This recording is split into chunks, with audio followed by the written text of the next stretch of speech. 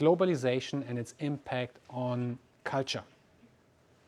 So we have globalization, localization, glocalization, yeah, or deglobalization. I forgot, this is a new term nowadays.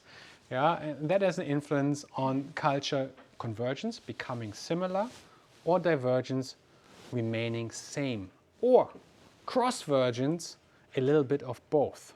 Yeah? Certain degrees of convergence and certain stability in other aspects.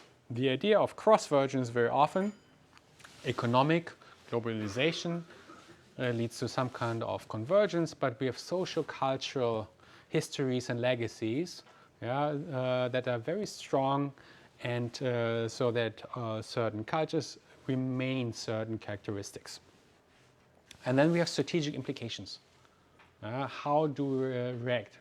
If practices are different, if cultures are different, do we now pursue global integration, so global best practices, standardized practices all over, or do we localize? Yeah? So we respond to local needs, to local responsiveness, or we find some balance.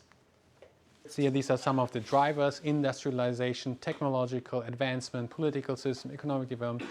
These are the major forces behind convergence. Yeah? Companies, countries become more similar over time because they all emerge, develop, and are influenced by similar influence factors. Yeah, and some of the examples also I show you here, not the best ones. Yeah, convergence everywhere. We can buy McDonald's. McDonald's also transfers its franchise, its management systems abroad. Nowadays, Netflix. Everyone, no, not everyone uses Netflix and iPhone, but many people do.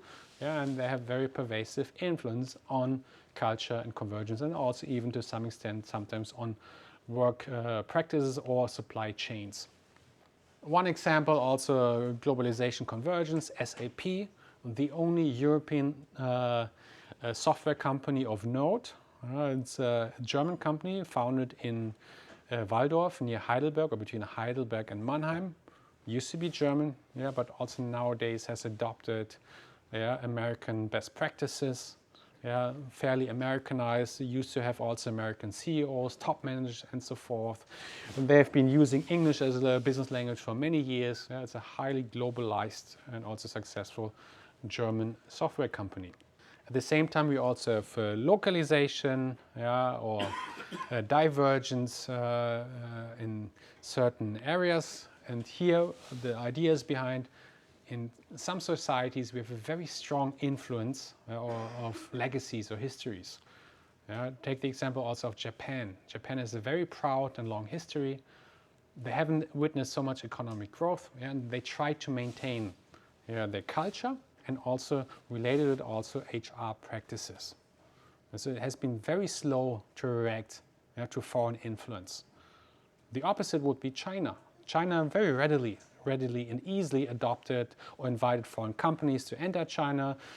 Chinese HR has been very much influenced by American best practices HR, very aggressively introduced also performance-based system into Chinese, even government-related owned companies, what we have not seen, for instance, in contrast to Japan. Very often what we see, it's a bit of convergence, a bit of divergence, or we call it then cross-vergence, or some kind of hybridization. So meaning that companies adopt certain practices and maintain some of the originals, or maybe they modify so that better suit local demands. The question then is here, which we will not answer today, but which we will raise today and then discuss during our next sessions for the next week, is how does culture affect human resource management practices? Does it affect international assignment, recruitment, training, performance evaluation, compensation, and so forth? Yes, it does. And then is the question, to what extent companies respond, localize, or pursue global best practices? And that depends. Some of these functions can be more easily globalized, whereas others we need more degree of localization.